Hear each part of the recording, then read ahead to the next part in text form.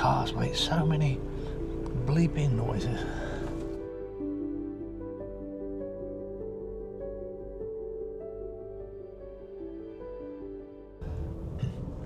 Hi, today is definitely a bad weather day. If you was at home now, you wouldn't be going out. You'd stay indoors. This is a day for working on the computer, or worse than that, there's some decorating needs doing as well. But because I'm not at home, I'm in a hotel away for a few days, the weather's bad, but what else do? You've got to go out. You can look at it as I'm doing a recce. I can't really photograph in this weather, but I can find things to come back to tomorrow, hopefully, when the weather is better. It's not just the light is dull, I'm actually in the cloud. We're high up on the Yorkshire moors, we're in cloud level, the air is just damp. It's not so much raining as when you walk out there, you're just getting wet from just being inside the cloud. But I have actually been doing some photography. So there's snipe and redshanks around here, and this one is a redshank. It's actually hard to tell till you get close to it. The light is so bad. But I'm very, very close. Shut this bloody thing up. The lighting was very dull, otherwise known as atmospheric. I was being a bit lazy and not using the beanbag because I wasn't taking the photography too seriously, but I am amazed how steady the Nikon Z8 with 180 to 600mm lens is when you're shooting video. The image stabilizer works very well. It's on these little country lanes. There's not much traffic. I've been on this road an hour and a half now, going backwards and forwards. There's only one car come along so far. But you've got to keep looking. Got to keep looking in my rear view mirror and looking ahead of me, see if there's anything coming along. At the same time, looking at every post on both sides of the road. And sometimes, especially with the snipe, you don't see them because of this fog. You're really on top of them before you realise there's a snipe there. Now the month of June is a very good month for photographing birds like snipe, oystercatcher, redshanks. Oh, a car. I said there weren't many cars. Well, there's another one.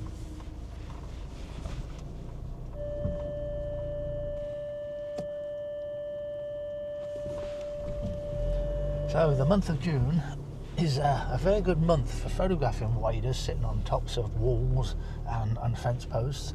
So you come up onto these moorlands, you'll get snipe, redshank, oystercatchers, curlews. Lapwings don't come up onto walls or posts, or very infrequently, but they'll get them on a little mound.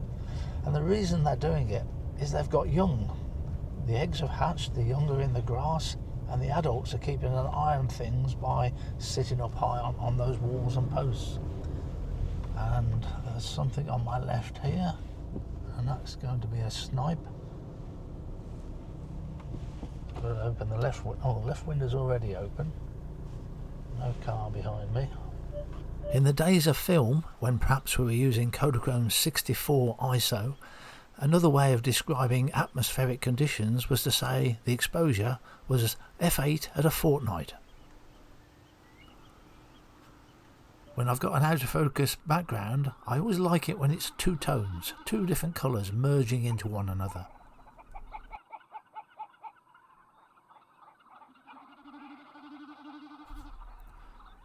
The chicks you're most likely to see as you're driving your car across the moors is lapwings. They're the most showy, I think.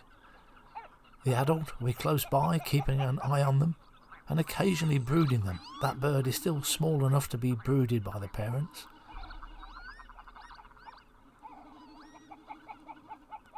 Other young chicks you don't see so often. Curlews, red grouse I've seen today, and in the past I've seen redshank chicks, but I've never seen a snipe chick.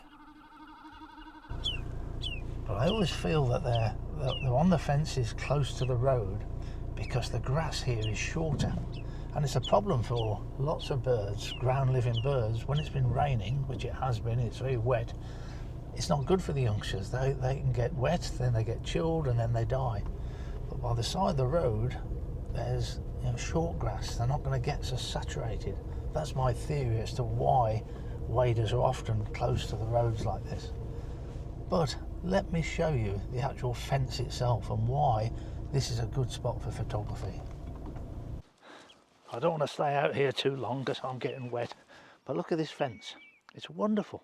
If there's any snipe or redshank sitting on top of here, it's a lovely situation, a lovely perch for them. And there's lots of them. Long fence line, just like this. So I've been driving around this road now for about 90 minutes. The light is actually getting better. The cloud has lifted. But it's really is a stretch of about, I'm going to say it's about half a mile with fences like this. And there's been a lot of birds sitting on top of them. It's now early afternoon. The light has improved drastically. It's now cloudy bright, and if there was no cloud you couldn't photograph now because it's still too early in the summer. The sun would have to get lower, but there's no sun, it's just cloudy bright, so the light is unidirectional. I can shoot either side of the road. So now I've done all the recce, I've found things, now I've got to start taking pictures. And I've found during the course of the morning 2 different sites which are good for snipe and redshanks sitting on tops of fences, and those 2 sites are about 10 miles apart. So I'll start off doing this one and then move over to the other one later in the day.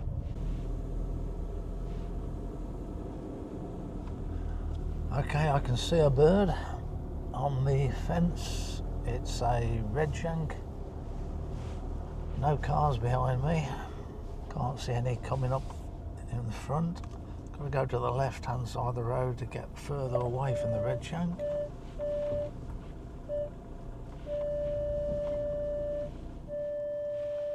This car makes these bleeping noises. I can switch that off.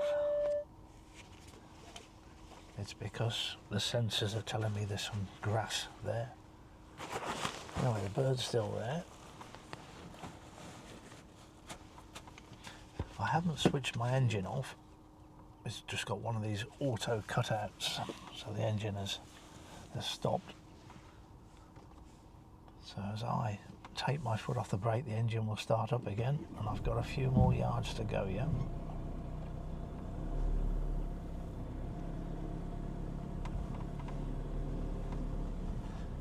I've got to go a bit further because the wing mirror's in the way. Shame we have wing mirrors on cars.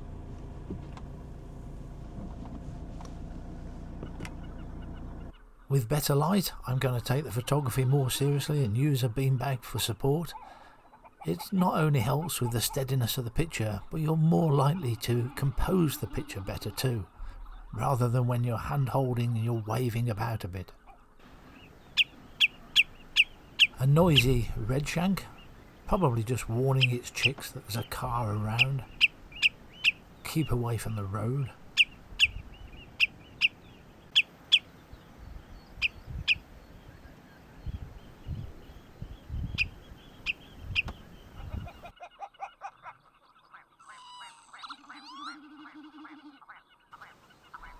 Oystercatcher, definitely another bird you often see up on walls and posts, and their chicks tend to be easy to come across as well. I couldn't get any closer to the oystercatcher than this, so for stills images is a bit small, but you always take the images as many different ways as you can, different compositions. It's nice to do things small in the frame sometimes. Curlews, also very prone to coming up on walls at this time. I expected to come across a lot of golden plovers, but I didn't. Maybe I was just unlucky, but I love the call of a golden plover. This is a sound you hear in the spring, and it's my favourite bird sound on a moorland.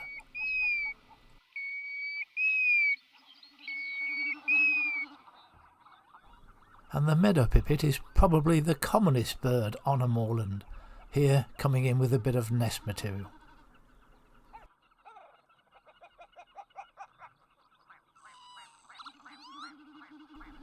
In the end, I didn't do that well with snipe on post. This bird just looks crouched down, whereas on the wall here, he looks far more relaxed. So that was one of my better pictures of a snipe. And sometimes they're too relaxed. This bird didn't bat an eyelid when I pulled up next to it.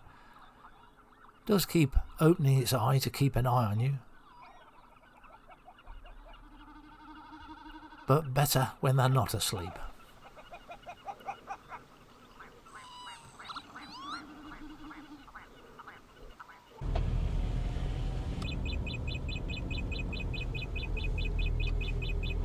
I think that's the microwave telling me my ready meal is ready. Well, I haven't actually found the microwave yet. Thanks for watching.